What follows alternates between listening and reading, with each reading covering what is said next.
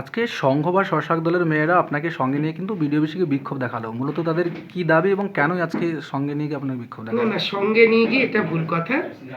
সংঘর মেয়েরা যারা স্টিচ করে, স্বনির্ভর গোষ্ঠীর মেয়েরা, ওরা কালকে আমাকে একটা ফোন করে আর একটা রিটেন কমপ্লেন হোয়াটসঅ্যাপে পাঠায়। বলে যে দিদি, আমরা স্টিচিংয়ের কাজ করি, কাটিংয়ের কাজ করি, ইউনিফর্ম তৈরি করছি, আরও অনেক কিছুই আমার এসএসজি মেয়েরা করেন। তারা সেই কাজ পায়নি, অন্য কেউ কাটিং করে দিয়েছে। যেটা আমার প্রিয় মুখ্যমন্ত্রী চান, বাংলার এই এসএসজি গ্রুপের মেয়েরা এই কাজের সঙ্গে ইনভলভ হবে এবং তারা আর্থিকভাবে লাভবান হবে। সেই রকমই নির্দেশ গভর্নমেন্টের দেওয়া আছে যে এরাই কাটিং করবে, এরাই স্টিচ করবে। তো এই অভিযোগটা পাওয়ার পর আমি তৎক্ষণাৎ আমার পিডি ডিস্ট্রিক্টের যিনি আধিকারিক তাকে পাঠাই, বিডিওর সঙ্গে কথা বলি এবং আজকে আমার কেশপুর আসার কথা ছিল। যেহেতু আমার বিধানসভা কেন্দ্রে, আমার ব্লকে এই ঘটনা ঘটেছে, আমি ব্লকে যাই, বিডিওর সঙ্গে কথা বলি। পিডি সাহেবও এসেছিলেন, ডেপুটি পিডিও এসেছিলেন, আমি ছিলাম, জয়েন্ট বিডিও ছিল, এসিও ছিল, কথাবার্তা হলো। তার সঙ্গে মেয়েরা, অনেক মেয়ে ছিল, তাদের রিটেন কমপ্লেন আমি পেয়েছি। সেই রিটেন কমপ্লেনের ভিত্তিতেই আমরা আলোচনা করেছি। বিডিও সাহেবও স্বীকার করলেন, বললেন যে হ্যাঁ, এরকম একটা ঘটনা ঘটেছে যেটা বাঞ্ছিত নয়, অবাঞ্ছিত, যেভাবেই হোক না কেন ঘটেছে, এটা আইনানুগ ব্যবস্থা ইমিডিয়েট নেওয়া হবে।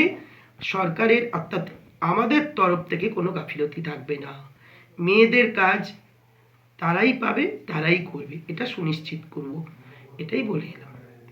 কে করছে তাহলে? ভিডিও যদি বলছে যে ঘটনাটা কে ভিডিও বলতে পারবেন কে করছে, কারণ ভিডিও অফিসটা হচ্ছে গভর্নমেন্টের জায়গা।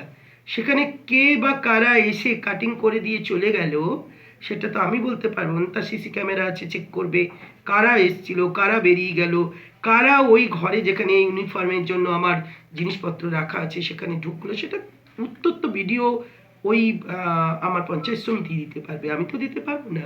আমার কাছে অভিযোগ এসছে, সেটা খুঁটিয়ে দেখলাম এবং সেটার পর আমি মেয়েদের আশ্বস্ত করেছি এ ধরনের ঘটনা হবে না, যারাই ঘটিয়ে থাকুক না কেন সেটা আইনানুগ ব্যবস্থা নেওয়া হবে। কতগুলো ডেস হয়েছে না সম্পূর্ণ? তো এতটা সংখ্যক আমি বলতে পারবো না, সেটা ভিডিওর কাছে গেলেই বলতে পারবেন, উনিই জানিয়ে দিতে পারবেন কত হয়েছে।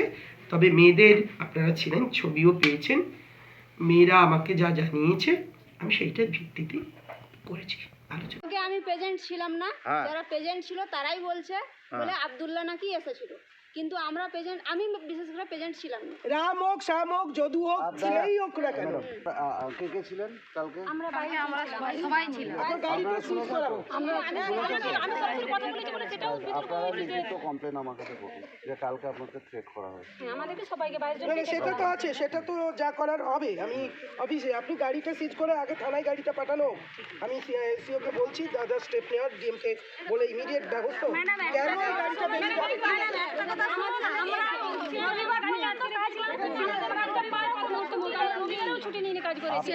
আপনাদের কাজ যাবে না, আপনারাই কাজ করবেন, কাজ করবেন, আপনারাই কাজ পাবেন। দিদি বলছে আমাদের কাজ আমরা পাচ্ছি না। আপনাদের অ্যাকাউন্টেই টাকা ঢুকবে।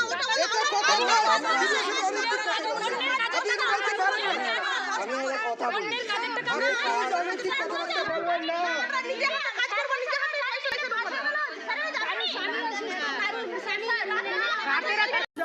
আজকে করার আমি কথাবার্তা বলছি, কাজ তো পেতে হবে, পাবে না কেন? আমাদের জন্যই তো কাজ।